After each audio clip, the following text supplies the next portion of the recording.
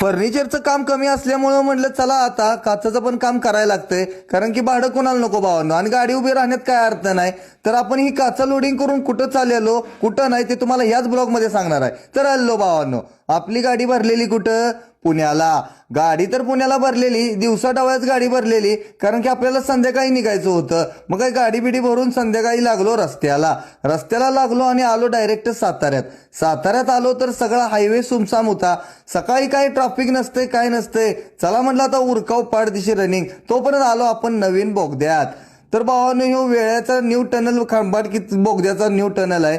काय विषय नाही भावांनो, एक नंबर आहे. आत लाईटा बिटा सगळ्या खतरनाक आहे. टनल पास करून खाली आल्यानंतर आपल्याला ही फॅमिली मेंबर गाठ पडले. मुंबईच्या दिशेने चाललेली, बहुतांश काहीतरी देवदर्शन करून आता मुंबईकडेच रवाना होत होती. काय विषय नाही, धावतीच गाठभेट घेतली आणि आलो आपल्या कात्रजच्या बोगद्यात.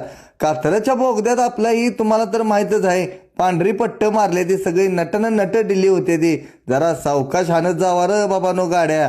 तोपर्यंत बघा पुढं एक जण चिकाटल्याला.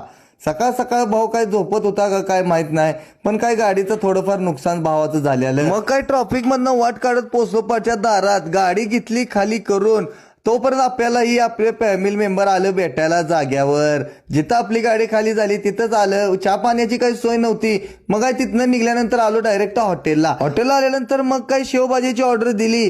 मग काय म्हटलं चला आता शेवभाजीवर ताव मारावा. आपल्याला कंपनीतून फोन पण येत होते. मग काय डायरेक्ट आलो तासवड्याच्या टोल नाक्यावर, कराडच्या अलीकडं. आता भावांनो, आपल्याला जाऊन गाडी लोडिंग करायची होती आणि गाडी लोडिंग करायला आलो डायरेक्ट काचा लोडिंग करायला काच कारखान्यावर. मग काय भावांनो, ह्या काचा आपल्याला आता कंटिन्यू आपण वडणारच आहे, काही विषय नाही. कारण की आता फर्निचरचं काम कमी असल्यामुळं जरा काचावर लक्ष दिलेलं आहे. तर भावांनो, ही ट्रिप मी काचाची भरून कुठं जाणार आहे हे तुम्हाला पुढच्या ब्लॉगमध्ये मी नक्की सांगणार आहे.